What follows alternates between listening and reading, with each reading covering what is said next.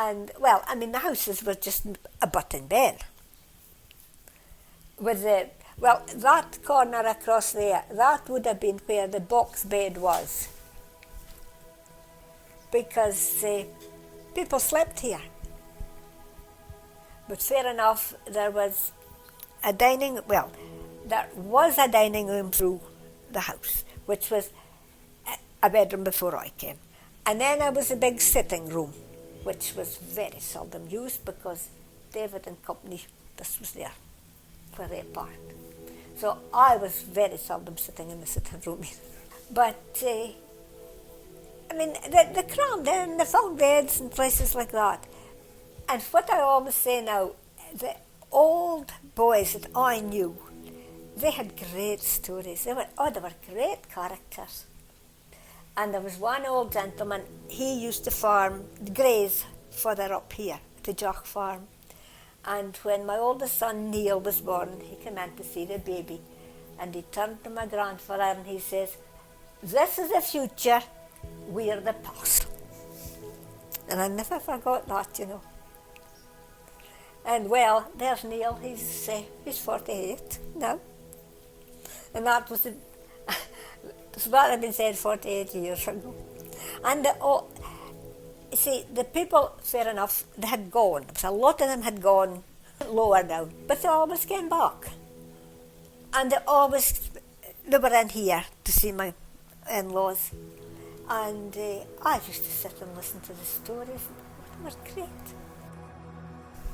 His ancestors go back to the 1600s here.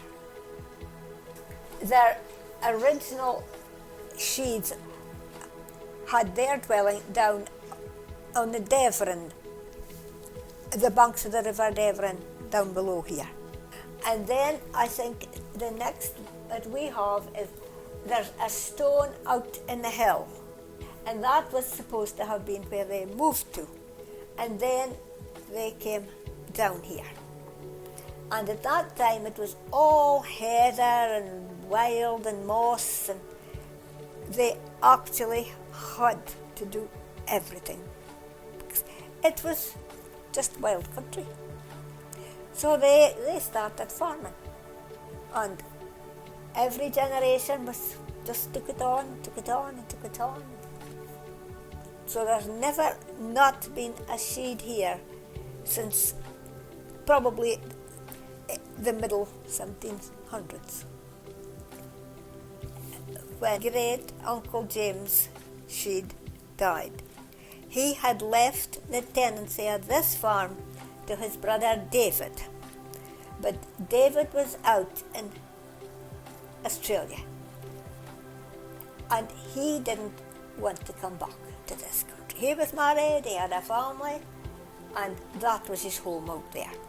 So he came back, and he decided that my father-in-law would be the best candidate to have Aldunie. So they came in here at the beginning of November 1947. Now they came in with one horse and their belongings on a cart on the back of the horse. And that was the starter of my father-in-law's tenancy here.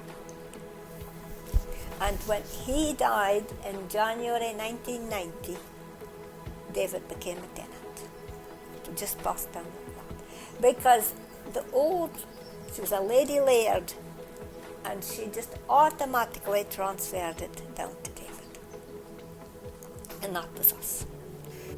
So we had so much snow. And I was fascinated the first time I saw the road was actually blocked. Oh, it was just a present to me. And I went out with the camera and sometimes you were walking on the top of the dikes, because that was easier than walking the road, because there could be 3-4 feet drifts in the road. And I thought it was great. I'd never seen so much snow. So it was a novelty, yes. But some winters there was very little snow. But when the winters really were bad, they were bad. There was one winter Neil and Martin were 3 weeks they could not get to the school. The snow started on the Saturday morning. I think it was about 9 o'clock on the Saturday morning. And it snowed and it drifted and it snowed and it drifted. And we went to our beds on the Saturday night and it was still falling and still drifting. I came downstairs first thing in the morning. The back door out there, it was sold. I had to dig my way, and there was one of the cops sitting waiting to get in. And it was my first visitor. It was a solid wall, just out of the door. And that afternoon, David and his father, well, the animals were all inside, you see, but they had to get out for water. The cows had to get out for water. So I've got photographs of them digging out the doors, and there was one door so badly blocked the cows had to go right through and come out at the opposite end and just out for that water. But the thing that really struck me was the utter silence on the Sunday morning. The wind, after the force of the wind and the noise of the wind on Saturday, it was uncanny really, the utter silence. There was a big drift up in the garden. There's a photograph of the two boys standing on top of the big drift. The road there was no use. The road down that way was no use. And it was 3 weeks until the boys got back to the school. In 2010, I think 11 and 12, there was 3 consecutive winters. And they were terrible winters. They were bad. And the roof of our garage fell in that time. And we were lucky because it actually, whatever fell, protected the roof of the car. Otherwise, if everything had come in, down the top of the car had been ruined. So, the roof of our garage. But everyone lost building roofs and things like that. That was terrible. And I have a photograph of David and Martin there on top of the roof of the garage, trying to move the snow off to take off the pressure. Oh, that was scary. But you see, we always have a big chest freezer.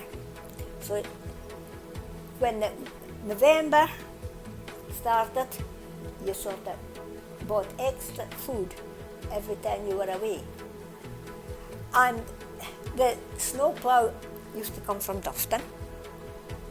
So I knew the snowplow drivers pretty well. And there was one, the hen house was just across, a few yards across there, but there was a sweep of snow, always came in and blocked the road across there.